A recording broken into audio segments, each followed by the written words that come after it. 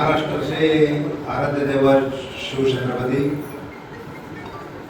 घटनेचे शिल्पकार बाबासाहेब आंबेडकर, सावित्रीबाई फुले, महात्मा फुले यांना नतमस्तक होऊन नतमस्तकाच्या नतमस्तक होतो.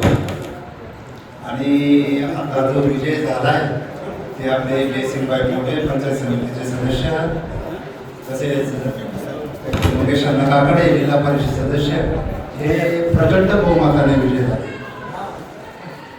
त्यांना मार्गदर्शन लाभले ते प्रसन्न डोके, तसेच शरददादा सोनवणे, तसेच राम गायकवाडे, एकनाथबाई शिंदे यांच्या आशीर्वादाने ते विजयी झालेले आहे, हे मान्य केलं पाहिजे. दुसरं गोष्ट अशी का हा विजय सुखकर करण्यामध्ये मयूरभाई पवार यांचा सिंहाचा वाटा आहे, हे मान्य करावं लागेल. ठीक आहे, काही घडामोडी झाल्या असेल. अण्णांना मी महिनाभर फोन करत होतो, अण्णा तुम्ही लवकर निर्णय घ्या. मयूरभाई सांगत होते का अण्णा तुम्ही लवकर निर्णय घ्या. शरददादांना बी अडचणीचा भाग तयार झाला आणि शरददादांना अडचणीचा भाग शरददादांना मी स्वतः जाऊन नारंगावला 2 महिन्यापूर्वी भेटलो.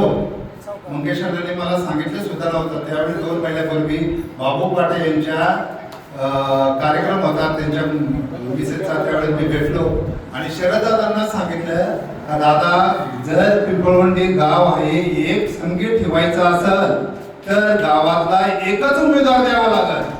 जर आपण 2 उमेदवार दिले तर 100% राष्ट्रवादीचा उमेदवार हा विजयी झाल्याशिवाय राहणार नाही.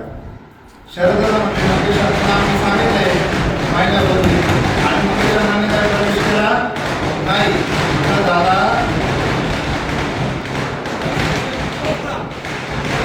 त्याच्यानंतर दादांनी सांगितलं, दादांना मी म्हटलं की मंगेश अण्णा दुसऱ्या दिवशी आळे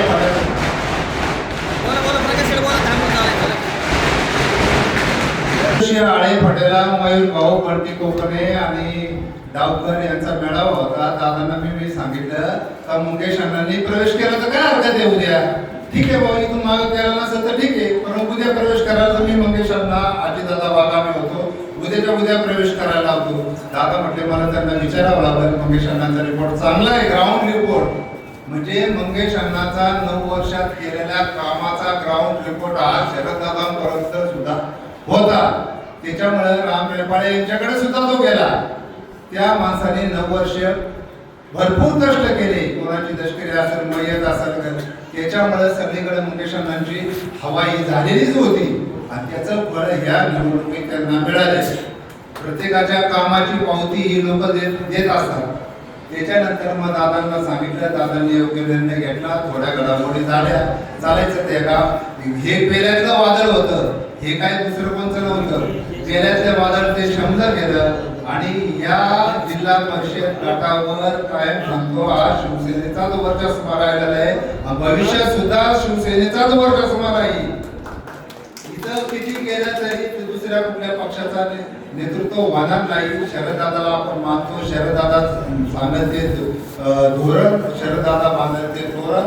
त्याच्यानंतर भरपूर सीमाताईंनी बी भरपूर कष्ट केले याच्यामध्ये, त्याच्या संगीताताईंनी कष्ट केले भरपूर, म्हणजे सगळ्यांनी जीव काढला आणि त्याचं फळ हे झालं. चालेल, एवढं बोलून मी माझं